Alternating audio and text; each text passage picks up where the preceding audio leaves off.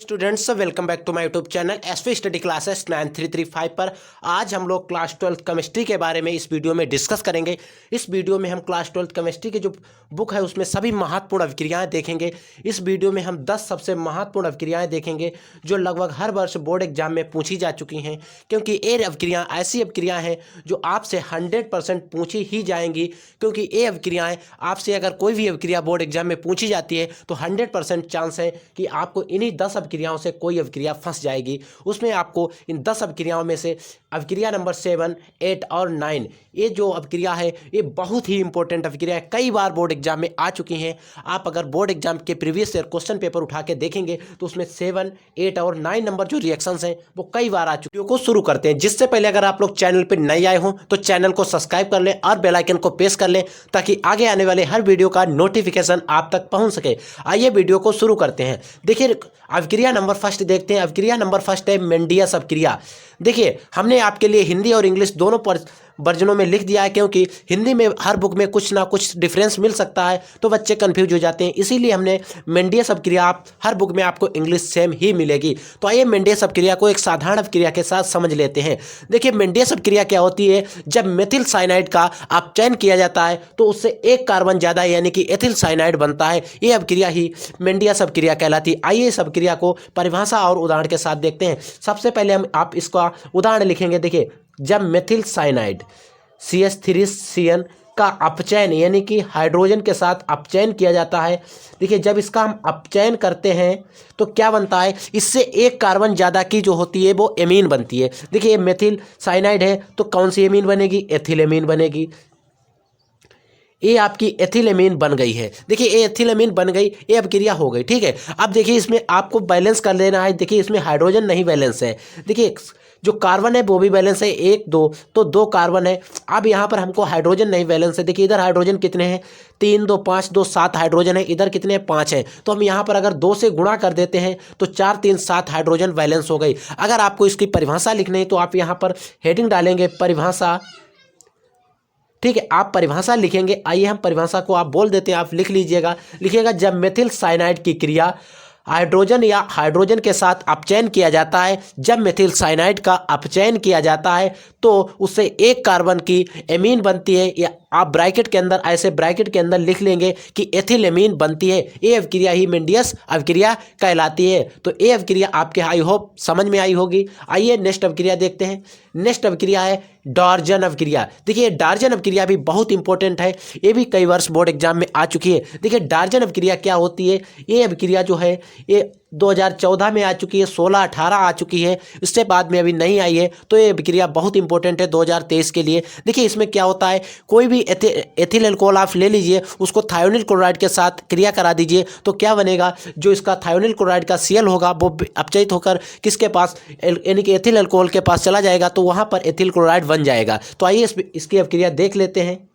देखिए जब ethyl alcohol C2H5OH ethyl alcohol की हम किसके साथ क्रिया कराते हैं, थायोनिल क्लोराइड SOCl2 के साथ, तो बनता क्या है, इसका जो Cl है एक इसके साथ आ जाता है, ये OH हट जाता है। देखिए C2H5Cl बनेगा। और देखिए क्या, इधर देखिए आप OH SO2 SO और बचा है। ठीक है, अब हम क्या करें, इसके साथ में एक O है एक O है तो SO2 बना के इसको निकाल देंगे। अब क्या बचा, एक Cl बचा और ये वाला H बचा, तो हम HCl के रूप में इसको भी निकाल देंगे। आपको भी इसकी परिभाषा अगर लिखनी है तो आप परिभाषा इसकी कैसे लिखेंगे, देखिए इसकी अगर आप परिभाषा लिखेंगे तो लिखेंगे जब एथिल अल्कोहल की क्रिया थायोनिल क्लोराइड के साथ होती है तो एथिल क्लोराइड बनती है। ये अभिक्रिया ही डार्जन अभिक्रिया कहलाती है। अगर आप यहाँ तक नहीं, आप एथिल अल्कोहल और SO2 और HCl भी बनता है, आप इसको लिखने की जरूरत नहीं, सिर्फ आप मेन कंपाउंड लिख लेंगे। इसका नाम है थायोनिल क्लोराइड, आप इसका नाम लिख लेंगे थायोनिल क्लोराइड, और ये है एथिल अल्कोहल एथिल क्लोराइड। ठीक है, नेक्स्ट अभिक्रिया देखते हैं।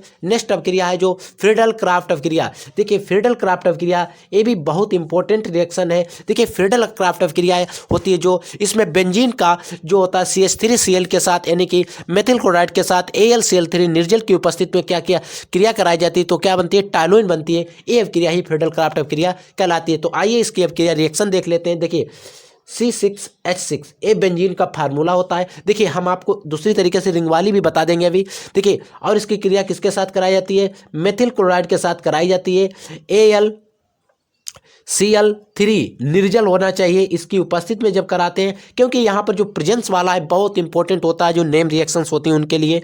देखिए तो यहाँ पर क्या बनेगा, टॉलूइन बनेगी C6H5, ठीक है, और इधर CH3 लग जाएगा और क्या होगा, देखिए CH3 यहाँ से देखिए एक हाइड्रोजन निकल गया और वो Cl, तो यहाँ पर क्या HCl के रूप में बाहर हो जाएगा। ये क्या है, ये है टॉलूइन, ये आपकी टॉलूइन है, ये बेंजीन है। देखिए आप इसको रिंग के अंदर ऐसे बना देंगे, देखिए ये बेंजीन की रिंग होती है, ठीक है, प्लस CH3Cl। आप इस Cl को उठा के आप यहाँ पे लगा देंगे। देखिए इसकी जब इस पे भी उपस्थिति यही रहेगी जो ऊपर है, यहाँ पर बेंजीन की आप रिंग बना लेंगे। यहाँ पर आप बीच में गोला कर दीजिए या 3 जगह पर डबल बॉन्ड लगा दीजिए। ये जो CH3 ये ऊपर आ जाएगा, CH3Cl प्लस HCl, यहाँ का जो H निकला एक है वो यहाँ HCl के रूप में आ गया, तो ये भी टॉलूइन बन गई। आइए रिएक्शन नंबर 4 देखते हैं। आइए नेक्स्ट रिएक्शन जो रिएक्शन नंबर 4 है, इसमें लिखा है सेंडमेयर अभिक्रिया। देखिए सेंडमेयर रिएक्शन, आपको ये रिएक्शन सेंडमायर के नाम से भी मिल सकती है, किसी किसी बुक में सेंडमायर भी लिखा मिल सकता है आपको। तो इस रिएक्शन का सबसे पहले हम उदाहरण देख लेते हैं। देखिए इसमें क्या होता है, benzene diazonium chloride, benzene diazonium chloride जो होता है उसका हम HCl के साथ क्रिया कराते हैं। HCl के साथ Cu2Cl2 की उपस्थिति में जब हम क्रिया करा देते हैं तो हमें क्या मिलता है, क्लोरोबेंजीन मिल जाती है। क्या मिलता है बच्चों, क्लोरोबेंजीन मिल जाती है, और N2 जो है ये अलग निकल जाता है। और देखिए यहाँ पर Cl लगा तो H बचा और एक HCl बचा, तो HCl ही निकल भी जाता है, ठीक है। देखिए आप इसका जो अगर आपको परिभाषा लिखनी आती है, परिभाषा आप इसकी कैसे लिखेंगे जब बेंजीन डाइजोनियम क्लोराइड की क्रिया Cu2Cl2 की उपस्थिति में हाइड्रोजन से होती है तो क्लोरोबेंजीन मिलती है। ये अभिक्रिया ही सेंडमेयर या सेंडमायर अभिक्रिया कहलाती है, ठीक है। ये आपको एग्जाम्पल याद रखने हैं। आप अगर रिएक्शन आपको याद रहती है तो आप इसकी परिभाषा 100% बना के लिख देंगे। तो सबसे पहले सबसे ज़रूरी बात है कि आप इसकी जो रिएक्शन है रिएक्शन याद रखेंगे। इसका नाम है बेंजीन डाइजोनियम क्लोराइड, HCl है हाइड्रोक्लोरिक एसिड, ये क्लोरोबेंजीन है, N2 है, ये हाइड्रोक्लोरिक एसिड है। नेक्स्ट रिएक्शन देख लेते हैं, रोजन मुंड अभिक्रिया। ये भी मोस्ट इंपॉर्टेंट अभिक्रिया है, रोजन मुंड अभिक्रिया। ये भी अभिक्रिया कई बार बोर्ड एग्जाम में आ चुकी है। देखिए रोजन मुंड अभिक्रिया क्या होती है, इसमें एसिटिल क्लोराइड का अपचयन किया जाता है PDVSO4 जाइलिन की उपस्थिति में, तो क्या बनता है, एस्टल्डिहाइड बन जाता है। ये अभिक्रिया ही रोजन मुंड अभिक्रिया कहलाती है। इसका भी हम पहले एक उदाहरण देख लेते हैं। देखिए इसमें क्या होता है, acetyl chloride CH3COCl, acetyl chloride जो है इसका हम क्या करते हैं, अपचयन करते हैं हाइड्रोजन की। देखिए अपचयन मतलब हाइड्रोजन, ठीक है, PDBSO4 की उपस्थिति में, BSO4 या जाइलिन ले लीजिए, ठीक है, BSO4 या जाइलिन की उपस्थिति में जब अपचयन करते हैं तो एसिटल्डिहाइड बनता है CH3CHO। ये एसिटल्डिहाइड का सूत्र होता है, इसका नाम है क्या है, एसिटिल क्लोराइड। आप इन सभी का नाम लिख लेंगे, क्योंकि अगर आप नेम रिएक्शन आती है आपसे पूछता है तो आपको नाम ज़रूर 100% लिखने होते हैं। तो क्या बनता है, और देखिए यहाँ पर H एक बच गया और Cl बच गया, तो HCl के रूप में ये निकल जाएगा, ठीक है। देखिए बैलेंस भी है। तो आपको अगर इसकी परिभाषा लिखनी है तो आप परिभाषा कैसे लिखेंगे, आइए परिभाषा इसकी देख लेते हैं। देखिए आप इसकी परिभाषा में लिखेंगे, जब एसिटिल क्लोराइड का अपचयन किया जाता है PDVSO4 की उपस्थिति में तो एस्टल्डिहाइड बनता है। ये अभिक्रिया ही जो है रोजन मुंड अभिक्रिया कहलाती है, ठीक है। नेक्स्ट रिएक्शन है रिएक्शन नंबर 6, क्या है, हुन्स डीकर अभिक्रिया। ये रिएक्शन भी काफ़ी इंपॉर्टेंट अभिक्रिया है, कई बार बोर्ड एग्जाम में आ चुकी है। हुन्स डीकर अभिक्रिया ये रिएक्शन जो है ये बोर्ड एग्जाम में कई बार आ चुकी है, ठीक है। तो इसीलिए इस रिएक्शन को भी आपको अच्छे से तैयार कर लेना है। देखिए हुन्स डीकर अभिक्रिया क्या होती है, जब सिल्वर एसीटेट CH3COOAG, इसका नाम है सिल्वर एसीटेट की क्रिया, कोई भी एक हाइड्रोजन ले लीजिए आप, हम ले लेते हैं Br2 के साथ होती है CCl4 की उपस्थिति में। किसकी उपस्थिति में बच्चे होती है, आपको जिसमें प्रेजेंस है आपको ये 100% याद रखना है, क्योंकि रिएक्शन इसी की वजह से अच्छे से होती है। तो हमें देखिए CH3Br, तो ए वाला Br जो है इसके साथ में आ जाएगा, तो बन जाएगा CH3Br, ठीक है। और Ag और Br क्यों यहाँ पर है 2, तो AgVr एक निकल जाएगा, तो ये AgVr के रूप में निकल गया। अब क्या COO बचा, तो क्या हुआ CO2 के रूप में Av निकल गया। तो अगर आपको इसकी परिभाषा लिखनी है तो आप इसकी परिभाषा लिखेंगे जब सिल्वर एसीटेट की क्रिया Br2 के साथ होती है CCl4 यानी कि कार्बन टेट्राक्लोराइड की उपस्थिति में, तो मेथिल ब्रोमाइड बनता है। ये अवक्रिया ही हुन्स-डीकर अवक्रिया कहलाती है। तो इस प्रकार आप इस अवक्रिया की परिभाषा भी लिख सकते हैं।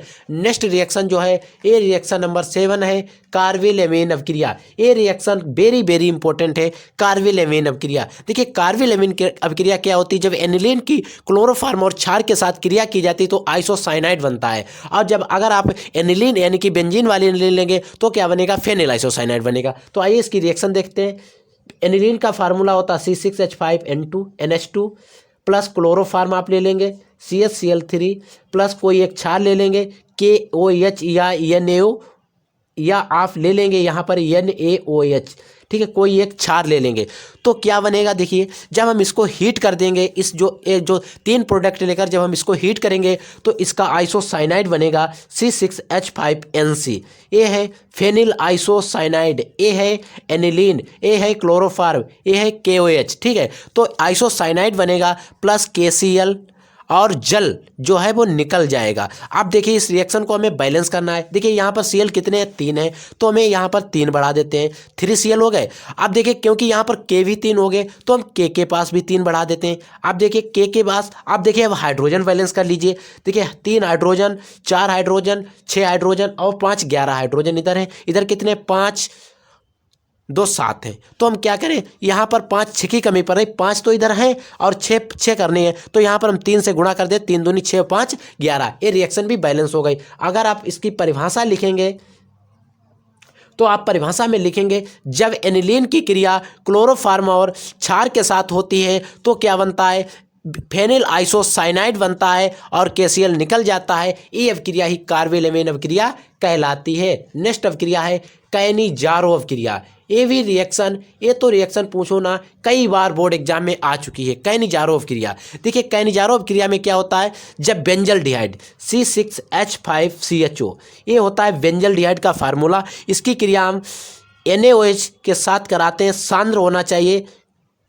सांद्र होना चाहिए। जब हम कराते हैं तो क्या बनता है, बेंजिल एल्कोहल बनता है। क्या बनता है बच्चों, बेंजिल एल्कोहल बनता है।